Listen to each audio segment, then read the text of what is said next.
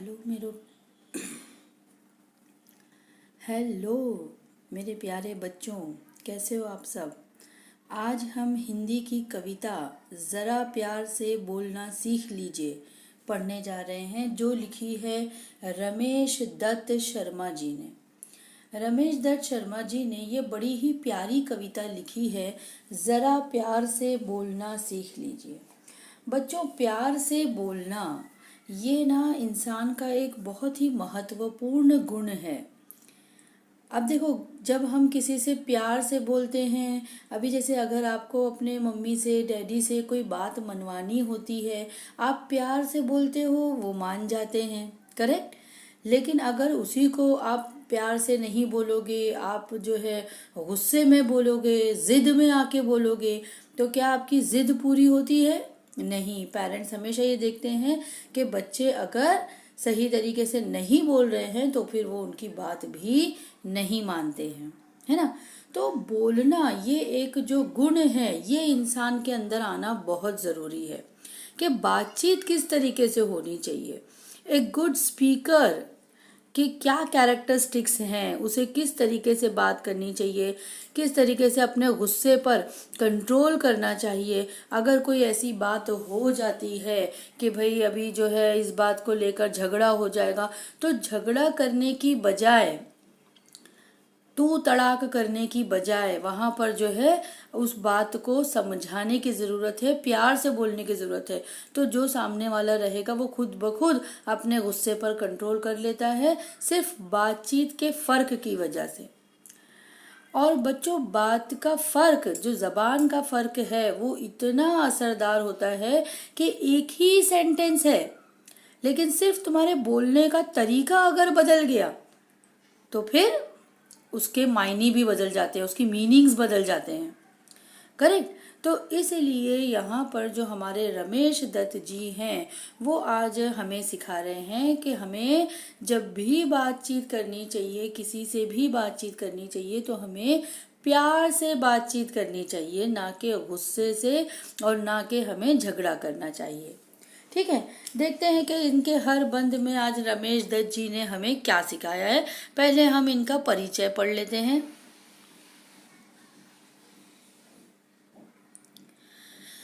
ये देखो, इनका जन्म 1939 जलेसर, एटा, उत्तर प्रदेश में हुआ और उनकी मृत्यु 2012 में हुई। रमेश शर्मा जी 50 वर्षों से पत्र पत्रिकाओं, रेडियो और टीवी के माध्यम से वैज्ञानिक दृष्टिकोण का प्रचार प्रसार करते रहे हैं।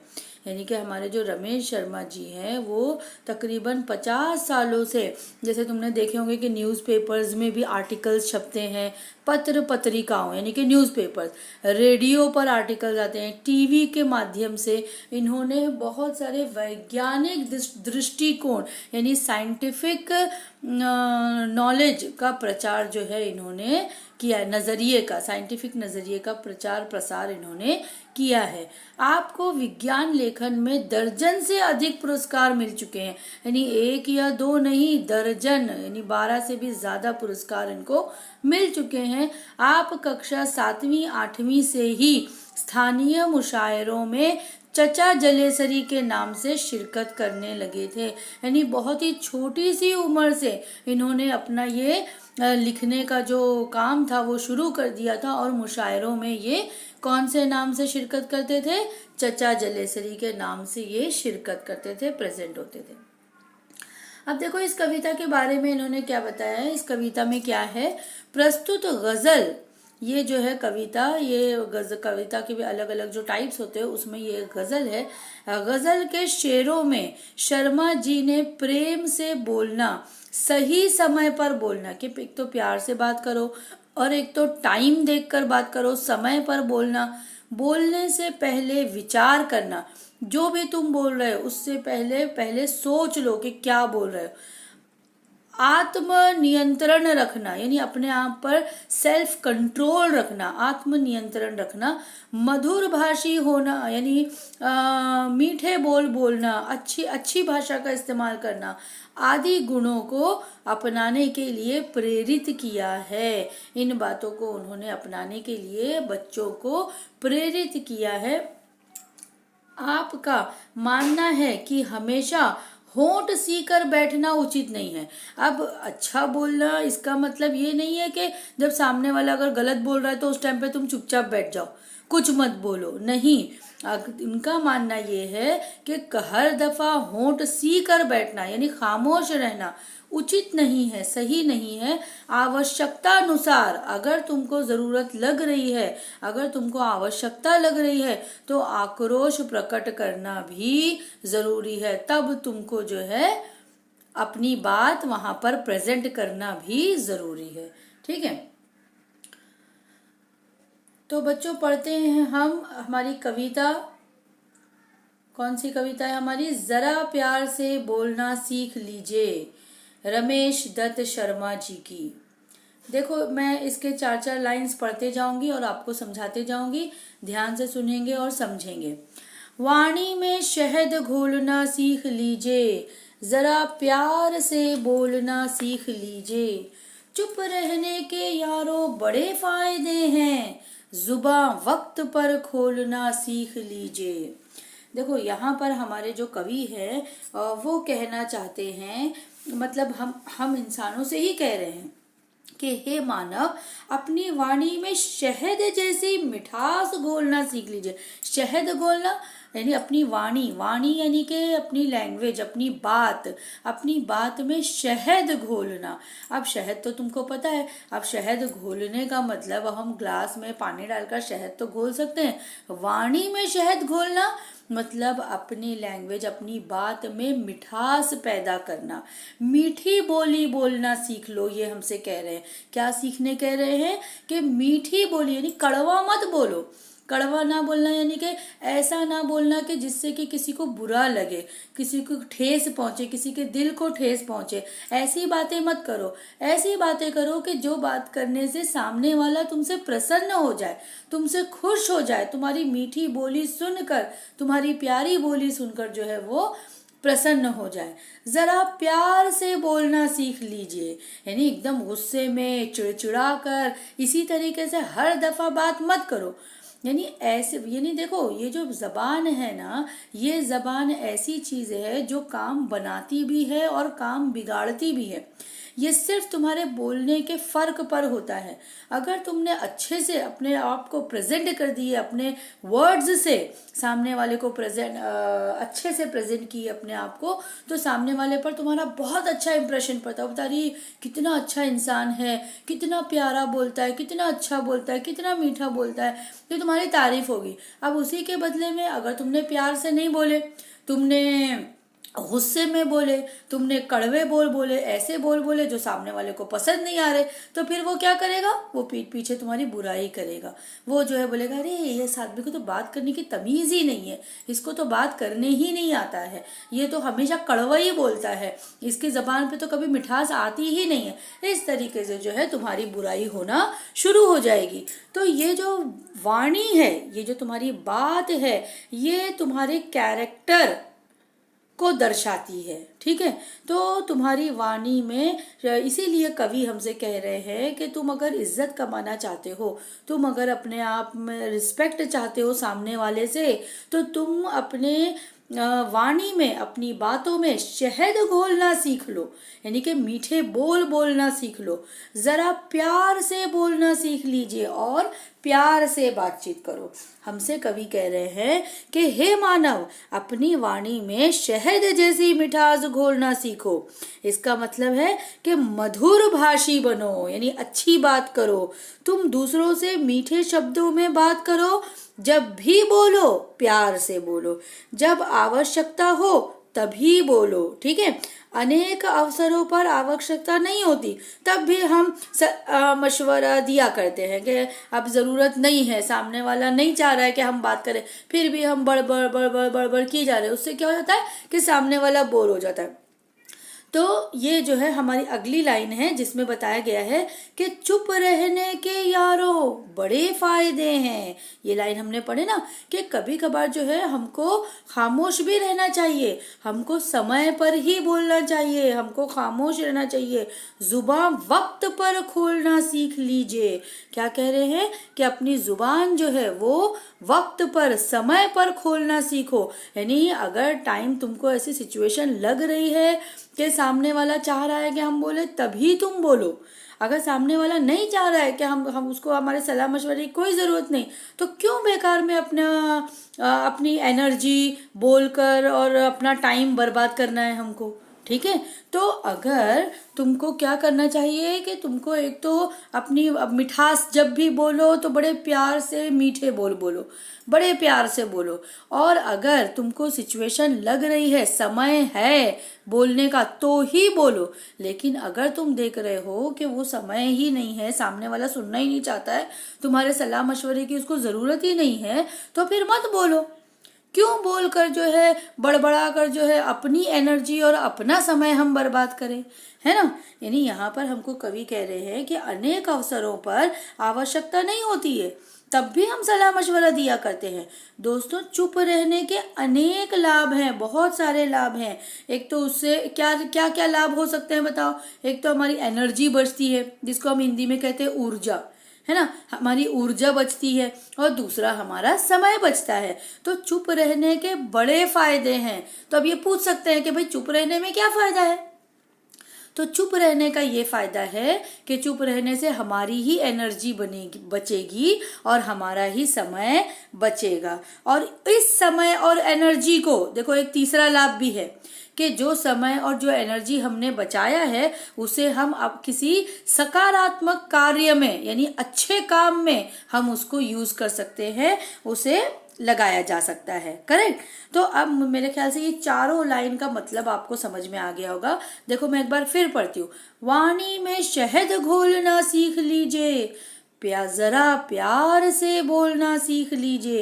यानी अपने शब्दों में मिठास लाओ, मीठी बोली बोलो। जब भी किसी से बात करो तो मधुर भाषी बात करो और प्यार से बोलो। प्यार से जो है बोलने से सामने वाला पिघल जाता है। फिर तो बताया है चुप रहने के यारों बड़े फायदे हैं। चुप रहने के यारों बड़े फायदे हैं, यानी कि हमें हर बार बोलना नहीं चाहिए, हमें कभी कभार खामोश भी रहना चाहिए, क्योंकि खामोशी के भी बड़े फायदे हैं। जुबान वक्त पर खोलना सीख लीजिए। जब वक्त हो, जब समय हो, तभी बोलो। जब तुमको जरूरी लग रहा है कि हाँ अब यहाँ पर मेरा बोलना जरूरी है ना, नहीं बोलने से नुकसान हो जाएगा, तो उसी टाइम पर बोलो। वक्त जब होगा तभी बोलो, वरना अदरवाइज जरूरत अगर नहीं है तो फिर मत बोलो। क्योंकि चुप रहने के बड़े फायदे हैं। क्या क्या फायदे गिने हमने।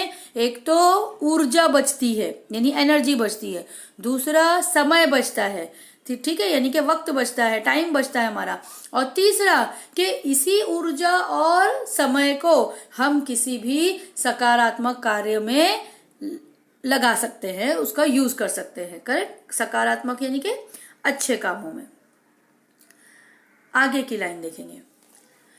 कुछ कहने से पहले जरा सोचिए, कुछ कहने से पहले जरा सोचिए, ख्यालों को खुद तोलना सीख लीजिए। अब देखो यहाँ पर जो है हमारे कवि हमसे कह रहे हैं कि जब भी तुम कुछ अगर कहना चाहते हो तो ऐसा नहीं उठे छुटे मुंह में जो आया वो बड़बड़ा दिए बस सामने वाले की तरफ।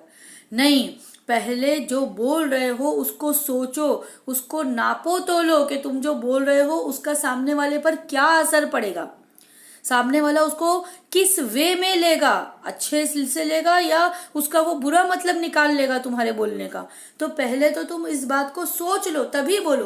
यानी एक देखो, एक बोलते हैं ना कि जैसे कमान से निकला हुआ तीर, बंदूक से निकली हुई गोली कभी वापस नहीं आती, उसी तरीके से एक बार तुम्हारी जबान से अल्फाज निकल गए, वर्ड्स निकल गए, शब्द निकल गए, तो फिर वो वापस नहीं आएंगे। तो अब ये ना हो कि तुमने बोल दिए और बाद में तुम उसको पछताते बैठे कि अरे मैंने ऐसा क्यों बोल दिया। तो यही हमको जो कवि है हमारे वो समझाना चाह रहे हैं कि बोलने से पहले सोचो, अपने वर्ड्स को नापो तोलो, उसको तोलो। तोलना यानी कि कंपेयर करो कि मतलब तुम क्या सही कर रहे हो या नहीं कर रहे हो। समझ में आ रहा है? तो अपने ख्यालों को खुद तोलना सीख लीजिए। यानी यहाँ पर हमसे कवि कह रहे हैं कि किसी को कुछ कहने से पहले अपनी बात पर विचार करना और फिर बोलना सीखो। बोलने से पहले अपने शब्दों को तोलने की आदत बनाओ।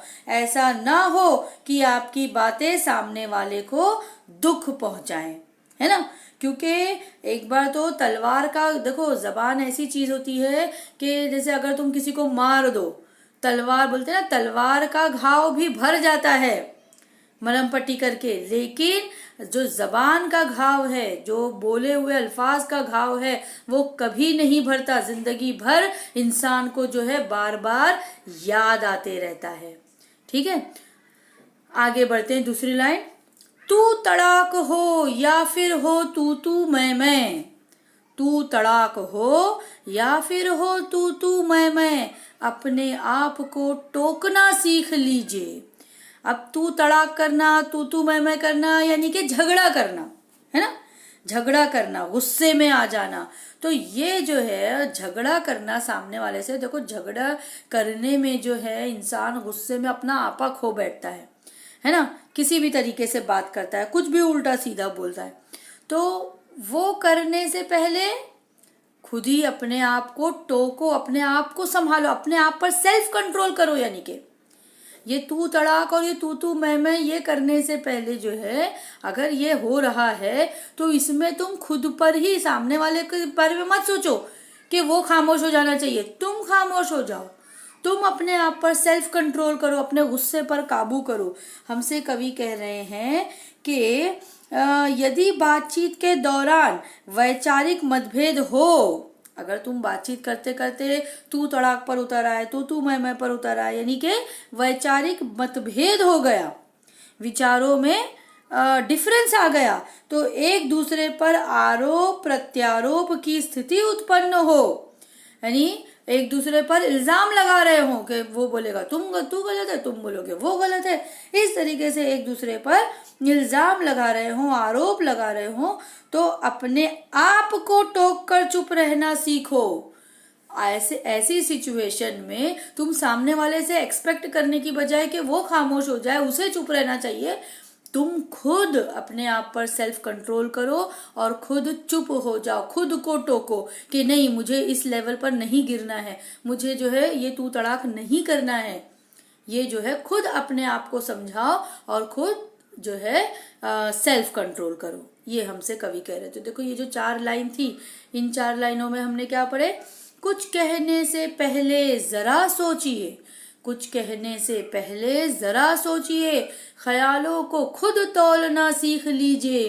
तू तड़ाक हो या फिर हो तू मैं, तू तड़ाक हो या फिर हो तू मैं, अपने आप को टोकना सीख लीजिए। है ना। चारों लाइन का मतलब आपको समझ में आ गया कि कुछ भी कहने से पहले वो सोचो, समझो, अपने वर्ड्स, अपनी बातों को पहले खुद ही तोल लो कि मेरा ये बोलना सही रहेगा या नहीं रहेगा, और तब बोलो। और अगर बातचीत के दौरान ऐसी सिचुएशन आ जाए कि जहां पर तू तड़ाक होना शुरू हो गया, तू मैं शुरू हो गया, एक दूसरे पर इल्जाम लगाना शुरू हो गया, तो ऐसी सिचुएशन में भी सामने वाले से मत एक्सपेक्ट करो कि वो खामोश हो जाए, खुद खामोश हो जाओ। खुद अपने आप पर सेल्फ कंट्रोल करो और खुद ये सोचो कि तुमको इस तरीके से बातचीत करनी चाहिए या नहीं करनी चाहिए। ठीक है। फिर है आगे की 4 लाइन, पटाखे की तरह फटने से पहले, पटाखे की तरह फटने से पहले रोशनी के रंग घोलना सीख लीजिए।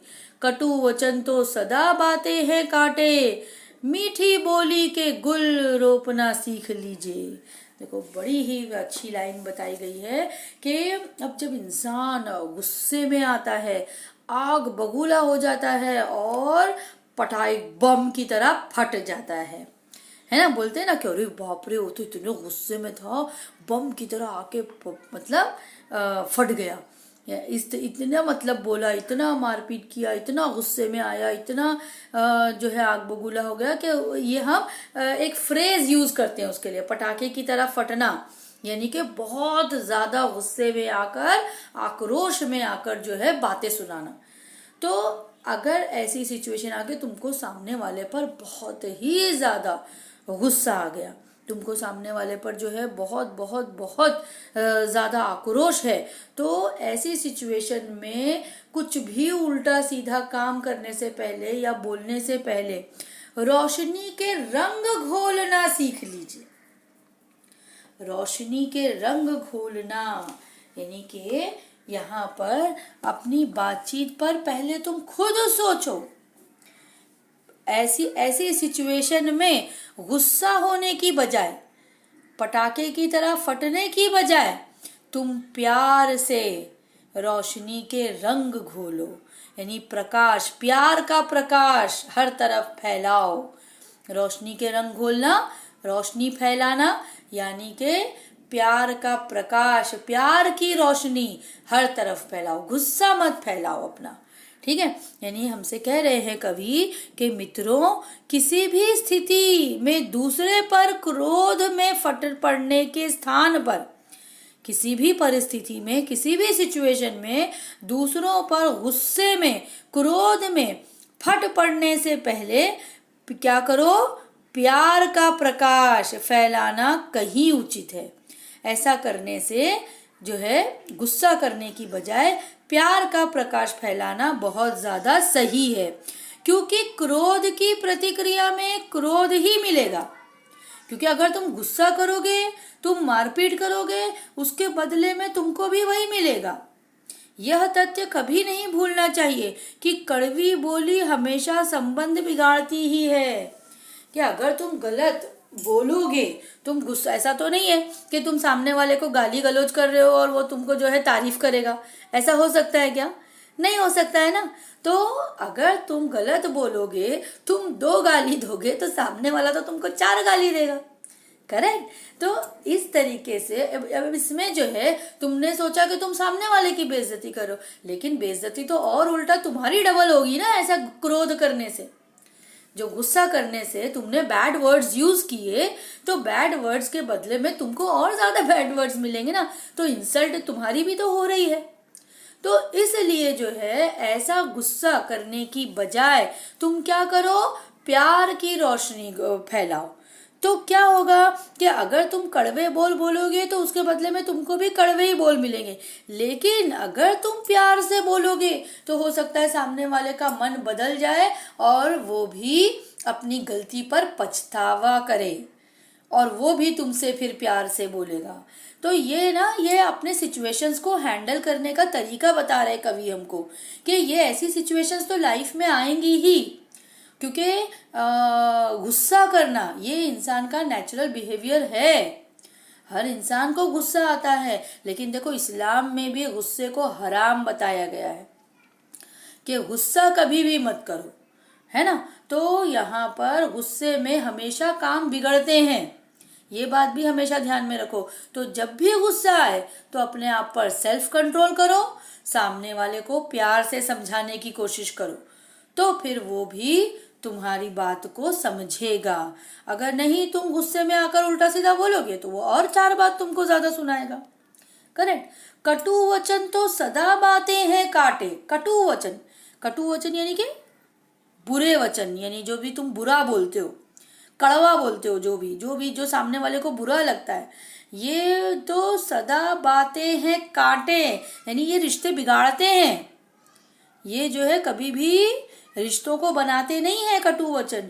मीठी बोली के गुल रोपना सीख लीजिए। लेकिन अगर कटु वचन से बेहतर ये है कि आप मीठी बोली, प्यार से बोलने के गुल रोपना, यानी उसकी फसल उगाना सीख लीजिए, उसके पौधे लगाना सीख लीजिए। गुल यानी कि फूल, उन फूलों के पौधों को लगाना सीख लीजिए, ये हमसे कवि कह रहे हैं। समझ में आया कि जो कटु वचन है, कटु वचनों से कांटे ही मिलते हैं। कटु वचन तो सदा बाते हैं कांटे, यानी कटु वचन जो है वो तो हमेशा उस रास्ते पर चलोगे, कड़वा बोलने वाले रास्ते पर चलोगे तो उससे तो सदा तुमको कांटे ही मिलेंगे। तुम बुरा बोलोगे तो सामने वाला तुमको और 4 बुरा बोलेगा। उसमें ये नहीं है कि तुम्हारे बुरा बोलने से सामने वाला तुम्हारी तारीफ करेगा, नहीं, कभी भी ऐसा नहीं होता है। सामने वाला भी तुमको बुरा ही बोलेगा, तो उस रास्ते पर तुमको कांटे ही मिलेंगे। लेकिन मीठी बोली बोलना अगर आप सीख लीजिए, बोल रहे हैं कि मीठी बोली बोलने से यहाँ पर हमसे कवि कहते हैं ये 2 लाइन में कि कटु वचनों से कांटे ही मिलते हैं। कटु वचन ऐसे बीज हैं जिनके फल स्वरूप कांटों रूपी फसल ही मिलती है। कटु वचन ऐसे बीज हैं कि जिसको अगर तुम बोओगे तो उससे तुमको कांटे ही मिलेंगे। लेकिन उसके बदले क्या करना चाहिए कि कटु वचनों का त्याग करके मीठी बोली बोलना सीखना चाहिए, क्योंकि मीठी बोली बोलने से हमारे जो गुल है, गुल रोपना, यानी कि उससे हमको फूल ही मिलेंगे, यानी उससे हमको तारीफ ही मिलेगी। समझ में आ रही है बात? तो इस तरीके से कवि हमसे कह रहे हैं कि मीठी बोली रूपी फूल के पौधे लगाओ। बात बेबात कोई चुभने लगे तो बदल कर उसे मोड़ना सीख लीजिए। ये किसने कहा होंठ सी कर के बैठो, ये किसने कहा होंठ सी कर के बैठो, जरूरत पे मुंह खोलना सीख लीजिए। अब देखो कवि हमसे कह रहे हैं कि बात बेबात कोई चुभने लगे तो, यानी अगर ऐसा होता है ना कि अब हम किसी से प्यार कर रहे हैं, बात कर रहे हैं, तो हमको जो है बात करते करते कोई ऐसा प्रसंग हो गया, ऐसी घटना हो गई कि हमको वो बात चुभ गई, यानी बुरी लग गई।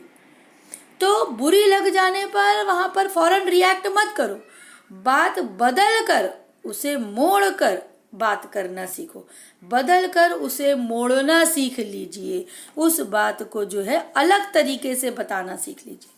कि यदि बात करते करते कोई ऐसा प्रसंग आ जाए कि किसी की बात आपको या आपकी बात दूसरों को चुभने लगे, बुरी लगने लगे, तो बात को प्यार के मोड़ पर लाना सीखो कि उस गलत बात को हम कैसे सही कर सकते हैं, हम कैसे उसको प्यार से बता सकते हैं। ये सीखने आना बहुत ज़रूरी है ताकि वातावरण की कटुता दूर हो जाए, वातावरण में जो भी बुराई है वर्ड्स की वजह से वो जो है दूर हो जाए। पर साथ ही इस बात का भी ध्यान रखना चाहिए। क्या किस बात का ध्यान रखना चाहिए? ये देखो लास्ट की लाइन में उन्होंने बताया है कि ये किसने कहा होंठ सी करके बैठो, कि ये भी ध्यान रखो कि हमें अनुचित बात पर होंठ सी कर नहीं चुप रहना है, चुप बैठना। यानी अगर तुमको सामने वाले की कोई बात गलत लग रही है तो ऐसा नहीं कि अब हमको मीठा बोलना है तो उसकी हर बात में हाँ हाँ हाँ हाँ हाँ हाँ करते गए। नहीं, अगर तुमको बात गलत लग रही है तो वहां तुम्हारा बताना भी जरूरी है। तुम होंठ सी कर मत बैठो, खामोश मत बैठो। कहीं कोई किसी प्रकार का अन्याय कर रहा हो या अत्याचार हो रहा हो, उस समय चुप रह जाना भी अन्याय ही होगा। खामोश बैठ जाना कि नहीं भाई हम तो गलत बोल नहीं सकते, हम तो झगड़ा कर नहीं सकते, हम तो मीठी बोली बोल सकते हैं, तो अब अगर अन्याय हो रहा है तो उसको होने दो, क्योंकि हम जाकर नहीं बोल सकते। तो ऐसा भी करना गलत है। इन्होंने लास्ट में समझाया ये बात कि हर जगह पर हाँ हाँ नहीं होती है। अगर तुमको गलत लग रहा है तो वहां पर तो चुप मत रहो, जरूरत पे मुंह खोलना सीख लीजिए कि अगर हो रहा हो तो उस समय चुप रह जाना भी अन्याय ही होगा। हमें ऐसी परिस्थिति में डट कर जोरदार शब्दों में उसका विरोध भी करना चाहिए। हमें ऐसे समय पर अपना मुंह खोलना जरूरी है। समझ में आया? वहां पे अगर ऐसी सिचुएशन है कि जहां पर न्याय अन्याय की बात हो रही है, जहां पर अत्याचार की बात हो रही है, जहां पर तुम्हारे ना बोलने से नुकसान हो जाएगा, गुनाह हो जाएगा, तो उस टाइम पर तुम भले से कड़क से बोलो, लेकिन तुम्हारा उस टाइम पर खामोश रहना गलत है। तुमको उस वक्त बोलना जरूरी है। समझ में आया? तो ये बहुत ही प्यारी बेहतर कविता जो लाइफ लॉन्ग हमारे काम आएगी। ये ऐसी सीख हमको कवि रमेश दत्त वर्मा जी ने दे दी है। ठीक है, अब आगे बढ़ते हैं। इस कविता की शब्द वाटिका दी गई है। बेबात यानी बिना बात, सीकर यानी सिलकर, जुबान यानी कि जीभ हमारा मुंह, रोपना यानी कि बोना। ये मीनिंग्स आप लोग लिख लेंगे। अब इसके बाद देखो दिया गया है प्रवाह तालिका पूर्ण करो। कवि ने इन बातों को सीख लेने को कहा है। भाई किन बातों को सीख लेने को कहा है? बहुत सी बातों को सीख लेने को कहा है। जल्दी बताओ किन किन बातों को सीख लेने के लिए कहा है कवि ने? हाँ बोलो।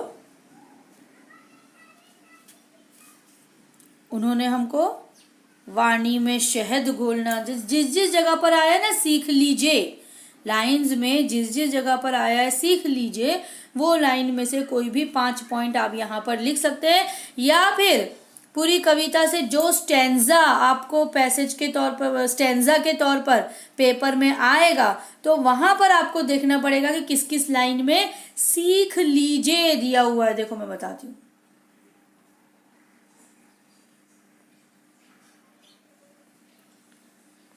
ये देखो, एक तो दिया है कहाँ कहाँ है सीख लीजिए, वाणी में शहद घोलना सीख लीजिए, प्यार से बोलना, यानी अब हमको सिर्फ वर्ड वो लिखना है कि क्या सीखने का है।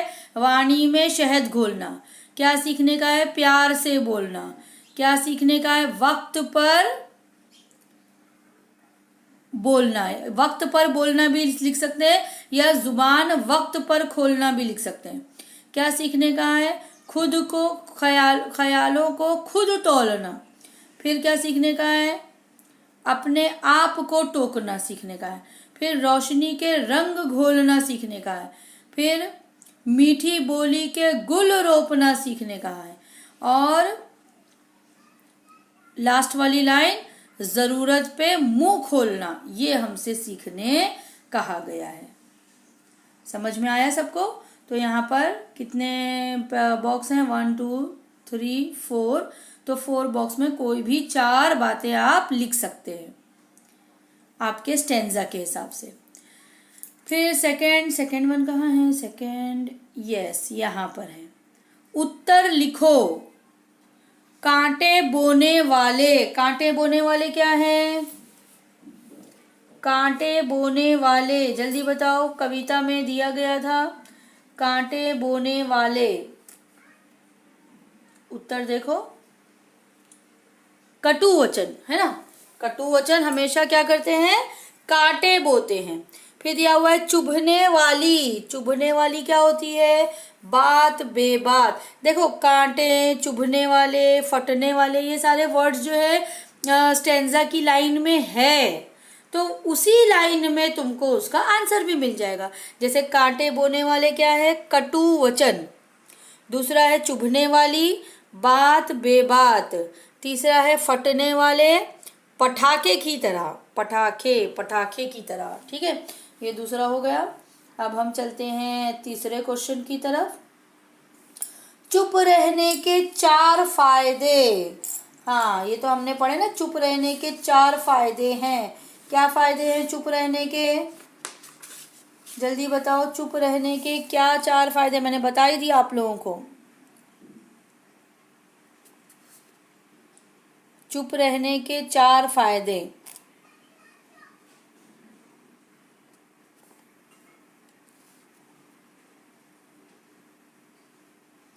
जल्दी बोलो। हाँ, एक तो पहला है ऊर्जा की बचत होती है, यानी एनर्जी की बचत होती है। दूसरा है समय की बचत होती है। तीसरा है मन मुटाव होने की संभावना कम हो जाती है, यानी चुप रहने से जो है आगे बात बढ़ती नहीं है, तो इसलिए कोई मनमुटाव नहीं होता है, मनमुटाव होने की संभावना कम हो जाती है।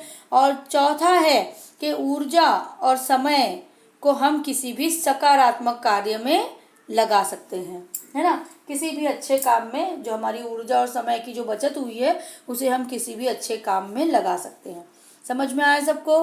यानी पहला है ऊर्जा की बचत होती है, दूसरा है समय की बचत होती है, तीसरा है मन मुटाव की संभावना कम हो जाती है, और चौथा है ऊर्जा को और समय को किसी सकारात्मक कार्य में लगाया जा सकता है। ठीक है। फिर दिया है कविता की अंतिम 4 पंक्तियों का अर्थ लिखिए। कविता की अंतिम 4 पंक्तियां कौन सी है बताओ? अंतिम 4 पंक्तियां तो यही है ना, बात बेबात कोई चुभने लगे तो बदल कर उसे मोड़ना सीख लीजिए, ये किसने कहा होंठ सी करके बैठो, जरूरत पर मुंह खोलना सीख लीजिए। तो आप लोग किस तरीके से लिखेंगे इसका आंसर कि जरा प्यार से बोलना सीख लीजिए। इस कविता के कवि रमेश दत्त शर्मा जी ने कविता की अंतिम 4 पंक्तियों में कहा है कि यदि बात करते करते कोई ऐसा प्रसंग आ जाए कि किसी की बात आपको चुभने लगे तो बात को प्यार से मोड़ पर लाना सीखो ताकि वातावरण की कटुता दूर हो जाए। ठीक है। और लेकिन अगर उन्होंने क्या कहा है, दूर हो जाए,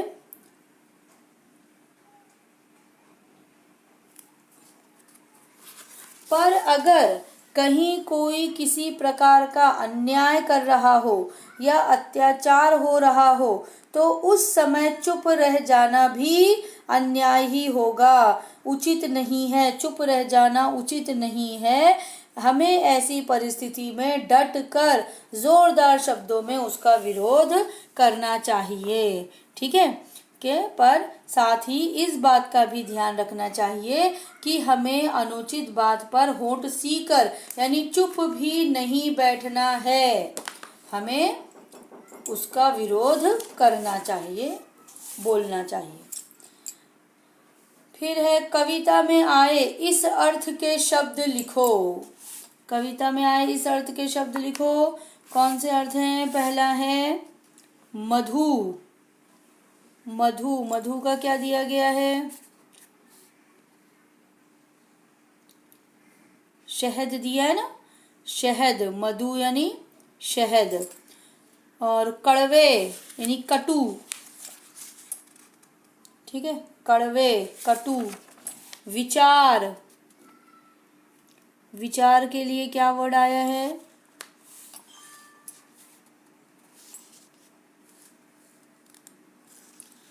एक मिनट देखते हैं। विचार,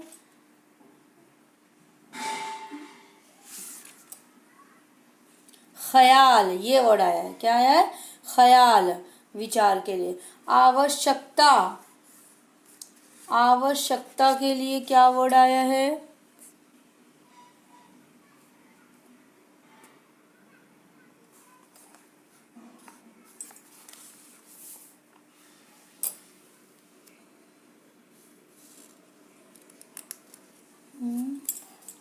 आवश्यकता, जरूरत, ये वर्ड आया है क्या?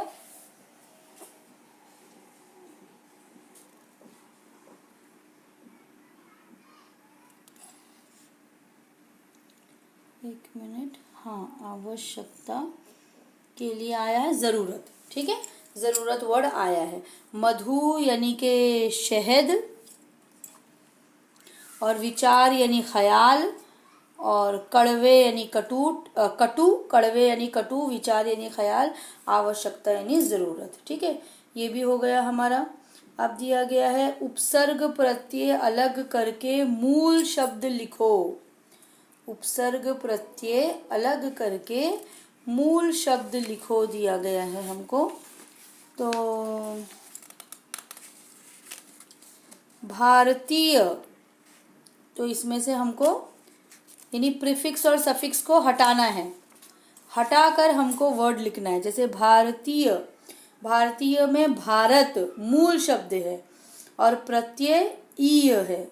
ठीक है, ये जो ईय है लास्ट में, बड़ी ई और यह प्रत्यय है, तो उसको हटा देंगे तो मूल शब्द क्या है? भारत। आस्थावना, आस्थावान, आस्थावान, तो वान प्रत्यय हटा देंगे तो बन जाएगा आस्था। मूल शब्द क्या है? मूल शब्द आस्था।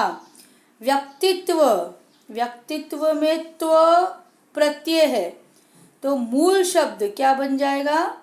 व्यक्ति। व्यक्ति जो है मूल शब्द है। फिर दिया हुआ है स्नेहील, स्नेहील, तो ये जो ईल है ये प्रत्यय है। स्नेह, स्नेह ये मूल शब्द है। ठीक है, अब देखो दिया गया है बेबात, तो बेबात में ना, अब ये नहीं है कि बेब मूल शब्द है और आहत प्रत्यय है, नहीं, यहाँ पे बे उपसर्ग है, उपसर्ग जो पहले लगता है, तो बे उपसर्ग है और मूल शब्द है बात, बे बात। ठीक है, फिर दिया है निरादर, निरादर, तो इसमें ये जो निर है, निर उपसर्ग है और आदर, यहाँ पे तुमको आ लगाना पड़ेगा, आदर मूल शब्द है। ठीक है, फिर है प्रत्येक, प्रत्येक, तो इसमें जो प्रति है ये उपसर्ग है और एक, एक ये मूल शब्द है, तो प्रति और एक मिलकर बना है प्रत्येक। ठीक है, फिर दिया हुआ है सुयोग, तो ये जो सु है ये उपसर्ग है और योग क्या है? मूल शब्द है। तो अब आप लोगों को समझ में आ गया होगा कि वर्ड के लास्ट में जो लगता है वो प्रत्यय है और मूल शब्द के पहले जो लगता है वो उपसर्ग है। ठीक है, तो भारतीय, आस्थावान, व्यक्तित्व, स्नेहील, इसमें प्रत्यय है, लास्ट में लगा हुआ है, और बेबात, निरादर, प्रत्येक, सुयोग, ये जो 4 वर्ड है इसमें उपसर्ग है जो मूल शब्द के पहले लगा हुआ है। भारतीय का मूल शब्द भारत, आस्थावान का मूल शब्द आस्था, व्यक्तित्व का मूल शब्द व्यक्ति, स्नेहील का मूल शब्द स्नेह, बेबात का मूल शब्द बात, निरादर का मूल शब्द आदर, प्रत्येक का मूल शब्द एक और सुयोग का मूल शब्द योग। ठीक है, अभी आप लोगों को समझ में आ गया होगा।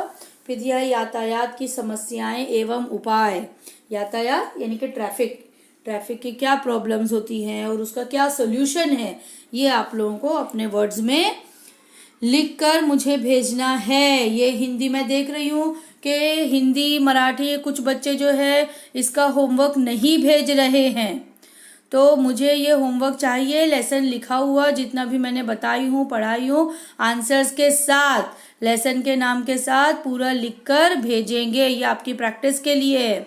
ठीक है, तो ये भी पूरा लेसन, ये कविता को बार बार अच्छे से पढ़ेंगे, जो गज़ल दी गई थी इसको पढ़ेंगे अच्छे से, इसको समझेंगे, बार बार रिकॉर्डिंग सुनो और इसको समझ के ये सारे क्वेश्चन आंसर कॉपी में लिखो भी और याद भी करो। ठीक है, चलो अल्लाह हाफिज़, बाय।